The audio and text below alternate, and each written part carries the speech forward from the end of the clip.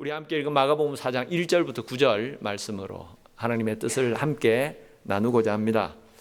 옛날 중앙아시아에는 동양에서 서양으로, 서양에서 동양으로 길을 연결시켜주는 실크로드라는 길이 있었습니다. 실크로드. 동양에 있는 무역상들이, 장사하는 사람들이 중국에 비단을 싣고 저 서양 유럽까지 가서 비단을 팔았는데, 그래서 그런 상황에서 실크로드 이름이 비단길이라는 이름으로 명명되어서 수백 년 동안 그렇게 장사치들이 동양과 서양을 오갔다고 합니다.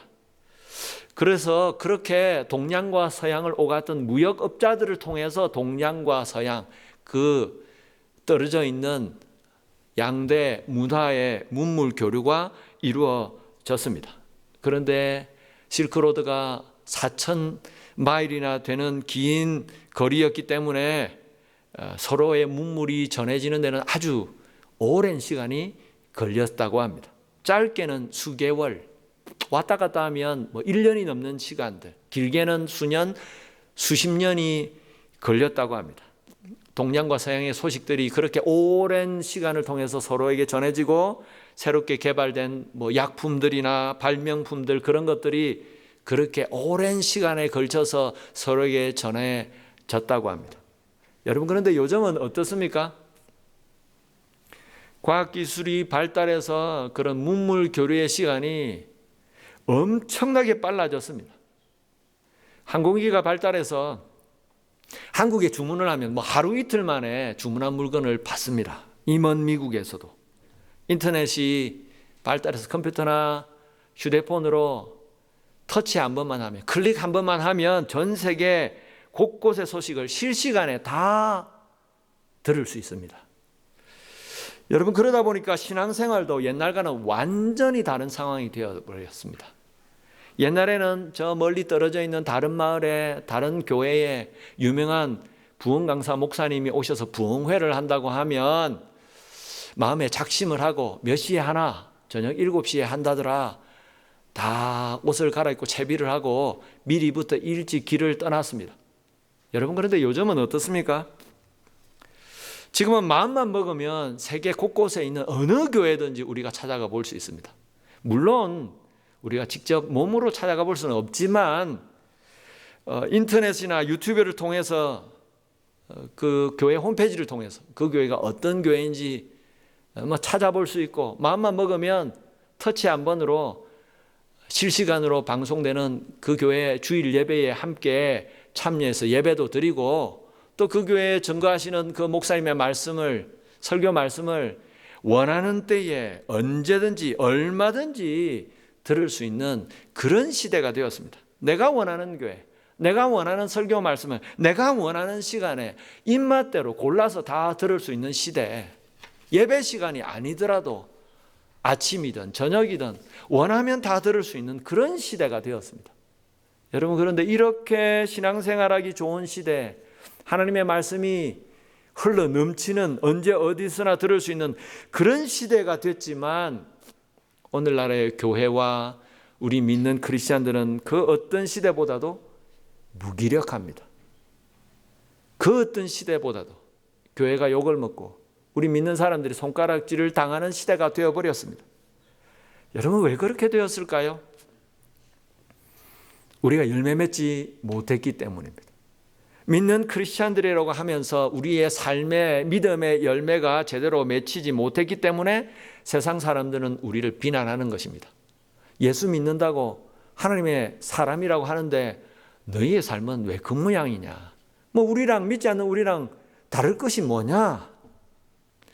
여러분, 왜 우리는 열매 맺지 못할까요? 열심히 주일도 지키고 예배 때마다 꼭꼭 참석하고, 그런데 왜 우리는 열매가 없는 것입니까? 하나님의 말씀이 능력이 없어서 그렇습니까? 하나님은 전지전능하신 분이십니다. 그래서 하나님의 말씀은 살아있는 말씀이고 우리 삶을 변화시키는 능력이 있다고 하십니다. 그런데 왜 능력 있는 그 하나님의 말씀을 주일마다 듣고 그렇게 하는데도 우리는 변화되지 못하고 열매가 없는 것일까요? 예수님은 오늘 그 문제를 비유로 말씀하십니다. 예수님의 비유는 이렇습니다. 씨를 뿌리는 농부가 씨를 온 사방에 흩어 뿌렸습니다. 어떤 씨는 길가에 떨어지고, 어떤 씨는 흙이 얇은 돌밭에 떨어지고, 어떤 씨는 가시떨기 나무가 있는 곳에 떨어졌습니다. 길가에 떨어진 씨는 미처 싹이 나기도 전에 새들이 와서 쪼아 먹어버렸습니다.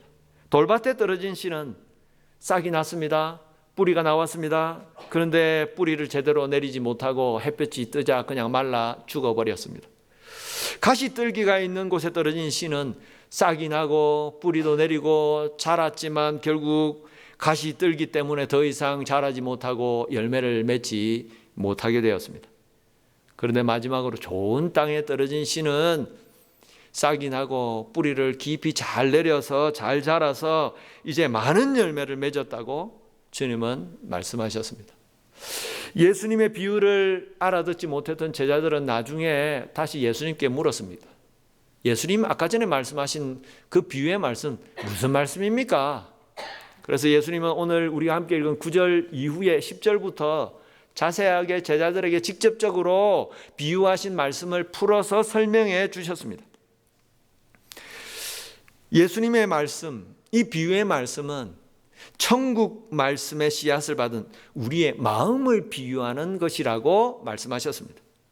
결국 주님은 이 비유를 통해서 무엇을 우리에게 말씀하시고 원하시는 것일까요? 우리의 마음밭을 준비하라고 하시는 것입니다. 하나님의 말씀의 씨를 우리가 잘 받아서 그 말씀의 씨가 열매를 맺을 수 있도록 우리의 마음밭을 먼저 잘 준비해야 한다는 것입니다. 여러분, 그렇다면 어떻게 우리의 마음밭을 좋은 땅으로 잘 준비할 수가 있을까요? 오늘 말씀해 보니까 첫째로 우리는 먼저 하나님의 말씀에 관심을 가져야 한다고 하십니다. 하나님의 말씀에 관심을 가져야 한다. 예수님이 처음 비유한 곳은 길가였습니다. 농부가 뿌린 씨가 길가에 떨어졌습니다. 길가는 어떤 곳입니까? 사람들이 오고 가고 왕래하는 땅. 그래서 사람들이 많이 지나다녀서 땅이 딱딱하게 굳어 있습니다. 그런 곳에 씨가 떨어졌습니다. 어떻게 되었을까요? 씨가 떨어졌지만 땅에 심겨질 수가 없었습니다. 땅에 심겨질 수가 없었으니까 싹이 날 수 없었습니다. 심겨지지 못한 그 말씀의 씨를 나중에 새들이 와서 쪼아 먹어버렸습니다. 말씀의 씨가 길가라는 땅에 떨어져서 심겨지기도 전에 사탄이 와서 빼앗아 간 것이라고 주님은 말씀하셨습니다. 일단 씨가 땅에 떨어지면 그 다음에는 땅 속에 제대로 심겨져야 합니다. 그래야 싹이 나고 뿌리가 내리고 자랄 수가 있는 것입니다. 여러분, 말씀이 마음밭에 심겨진다는 것 무슨 의미입니까? 말씀을 그냥 듣고 스쳐 지나가지 않고 그 말씀을 믿음으로 받아들인다는 것입니다. 여러분, 이 세상에 믿지 않는 사람들이 다 그렇습니다. 하나님 앞에 사명을 받은 사람들, 하나님의 사랑을 깊이 깨달은 사람들이 곳곳에서 하나님의 복음의 말씀을 증거하고 전도합니다. 그런데 수많은 사람들이 그렇게 외치고 전도하는 하나님의 복음의 말씀을 그냥 무관심하게 다 스쳐 지나가 버립니다. 하나님의 말씀의 씨가 곳곳에서 뿌려지고 있지만 모든 사람들이 무관심하게 다 지나가 버리고 그냥 그렇게 아무런 땅에 심겨지지도 않고 아무런 역사도 변화도 없이 그냥 흘러가 버리는 것입니다. 예수님을 믿는 크리스찬들도 그럴 때가 있습니다. 오늘 이렇게 우리가 함께 모이는 주일 예배처럼 지금 이 시간에도 곳곳에서 수많은 사람들이 교회에 나와서 예배를 드리고 말씀을 듣고 있을 것입니다. 여러분, 그런데 주일날 말씀을 듣는 사람들 중에 많은 사람들이 예배를 드리면서 말씀을 들을 때 그 말씀을 그냥 그렇게 한번 듣고 스쳐 지나가 버립니다. 그냥 좋은 말씀, 그냥 예배 중에 한 순서로 듣는 말씀으로 생각하고 한 귀로 듣고 한 귀로 흘려버릴 때가 많은 것입니다. 그래서 곳곳에서 하나님의 말씀의 씨가 뿌려지고 있지만 관심 없이 그렇게 지나가 버립니다. 여러분, 하나님께서 말씀을 주시면 무슨 말씀이든지 먼저 관심을 가지고 귀 기울여야 합니다. 그렇게 말씀을 믿음으로 받고 마음에 받아야 그 다음에 말씀의 씨가 싹이 나고 뿌리가 내리게 되는 것입니다. 여러분, 하나님 앞에 예배하는 자리에 나온 저와 여러분, 혹시라도 우리의 마음이 오늘 주님이 처음 비유하신 이 길가와 같이 딱딱하게 굳어진 마음, 메마른 마음이지는 않은지요? 옛날에는 하나님 주신 은혜로 하나님 앞에 감사하고 감격하고 하나님 나를 사랑하시는구나, 내가 기도하면 들으시는구나, 그 은혜 때문에 정말 신앙생활 열심히 했는데 그 은혜, 그 감격 다 잊어버리고 잃어버리고 내 마음이 이제는 메말라지고 딱딱하게 굳어져 버려서 말씀을 들어도 귀에 들어오지도 않고 그냥 무관심하게 그렇게 신앙생활을 하고 있지는 않은지 하나님 앞에 우리 자신의 마음을 살펴보고 다시 우리의 마음 문을 하나님 앞에 열기를 원합니다. 그럴 때에 주님은 말씀을 통해서 우리의 심령 가운데 역사해 주실 것입니다. 오늘 둘째로 우리는 어떻게 우리의 마음밭을 준비할 수 있을까요? 말씀의 씨가 우리 마음에 잘 뿌리 내릴 수 있도록 우리의 마음밭을 기경해야 합니다. 갈아 엎어야 합니다. 주님이 두 번째로 비유하신 곳은 돌밭입니다. 농부가 씨를 뿌렸는데 어떤 씨는 돌밭에 떨어졌습니다. 돌과 자갈이 많은 밭. 돌밭에 떨어진 씨는 일단 싹이 나고 뿌리가 나왔습니다. 하지만 돌과 자갈들이 많이 박혀 있고 흙이 얇아서 뿌리를 깊이 내리지 못했습니다. 그리고 해가 뜨자 곧 말라 죽어버렸습니다. 예수님은 말씀을 기쁨으로 받았지만, 예수님을 믿는 복음을 접했을 때에 기쁨으로 예수님의 복음을 받아들였지만 믿음 때문에 어려움과 핍박이 올 때에 그걸 감당하지 못하고 곧 신앙을, 믿음을 포기해버리는 사람들을 이렇게 비유하셨습니다. 여러분, 씨가 싹을 틔우고 잘 뿌리 내리게 하려면 먼저 땅을 잘 갈아 엎어야 합니다. 농부들이 봄이 되어서 씨를 뿌릴 때 씨를 뿌리기 전에 먼저 하는 일이 그래서 땅을 갈아 엎는 일입니다. 딱딱해진 땅을 갈아 엎고 땅 속에 있는 온갖 자갈과 돌들, 불순물들을 다 걸러내는 것입니다. 그렇게 땅을 부드럽게 한 뒤에 씨를 뿌려야 씨가 뿌리를 잘 내릴 수가 있는 것입니다. 여러분, 우리의 마음밭도 그렇습니다. 하나님의 말씀이 우리 마음밭에 뿌리를 잘 내리도록 하기 위해서는 먼저 우리의 마음을 기경해야 합니다. 갈아 엎어야 합니다. 우리 땅 속에 박혀 있는 자갈과 돌들을 다 골라내야 하듯이 우리 마음 속에 있는 그런 것들을 다 걸러내고 골라내고 갈아 엎어서 기경해야 합니다. 여러분, 우리 마음밭에 깊이 박혀 있는 자갈들과 돌들은 무엇일까요?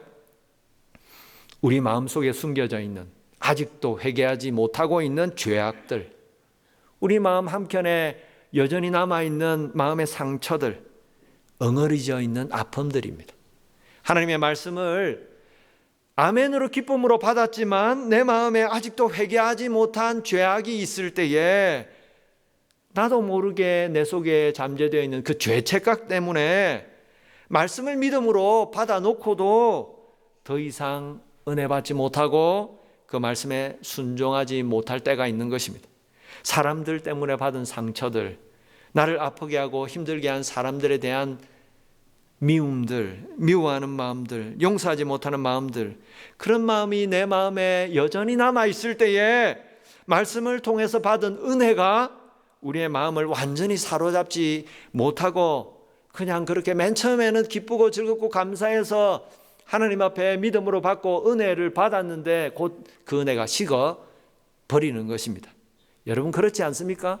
부흥회에 나와서 말씀을 깨닫고 하나님의 사랑을 깨닫고 은혜 받고 기쁘고 감사하게 자리를 일어섰는데 내 마음에 하나님 앞에 아직도 해결하지 못한 죄책감들, 내 마음에 누군가를 미워하는 마음들이 남아있을 때, 그런 마음이 내 속에 올라올 때에 은혜가, 하나님 주셨던 그 기쁨이 한순간에 날아가 버리는 것을 경험하지 않습니까?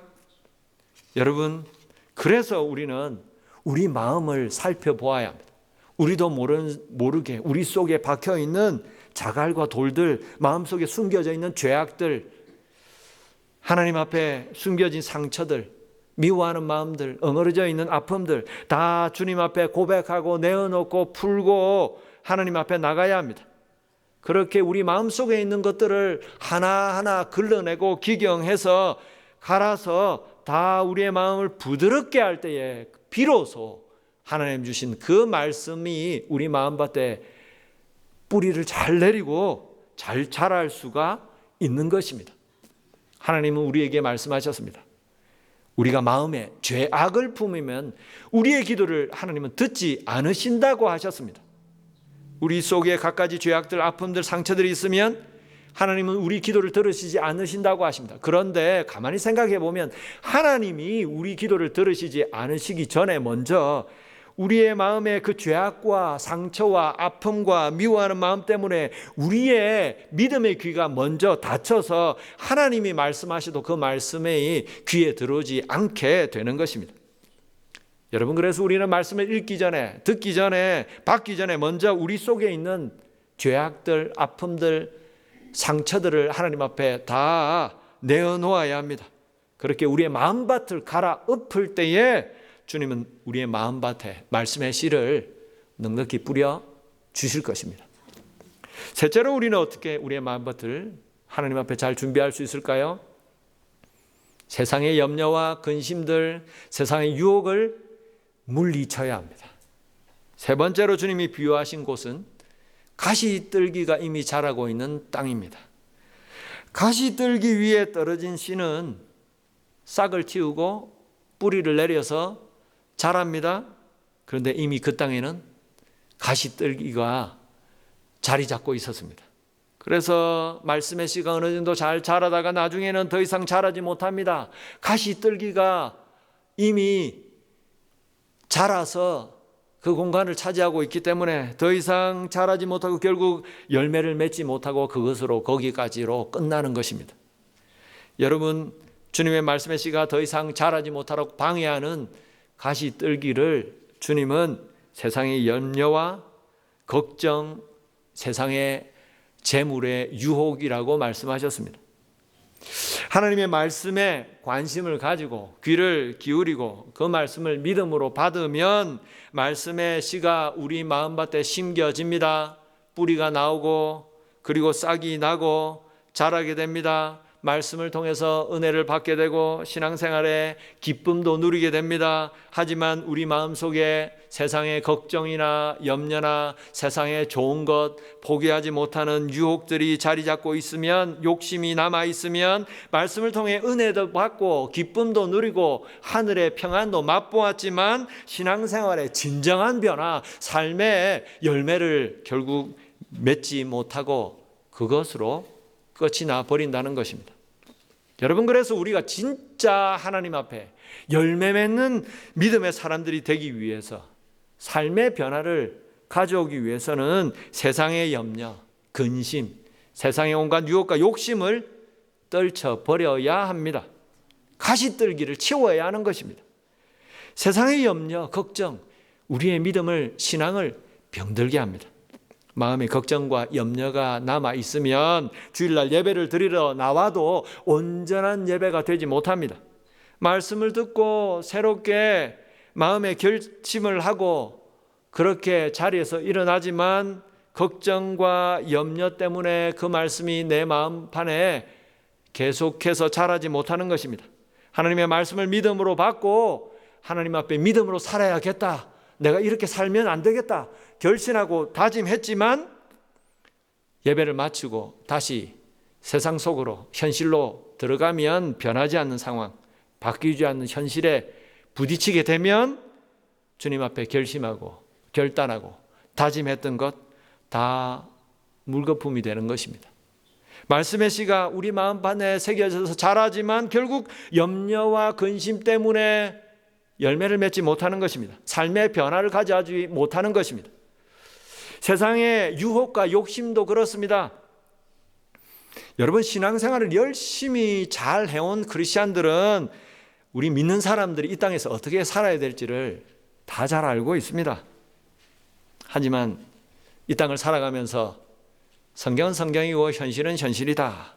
세상을 살다 보니까 우리도 모르는 사이에 세상과 타협하게 됩니다. 세상의 좋은 것들, 세상의 편안한 것들 포기할 수가 없기 때문입니다. 성경에 보면 예수님께 헌신하기 위해서, 예수님을 따르기 위해서 예수님 앞에 나왔던 젊은 부자 청년이 있었습니다.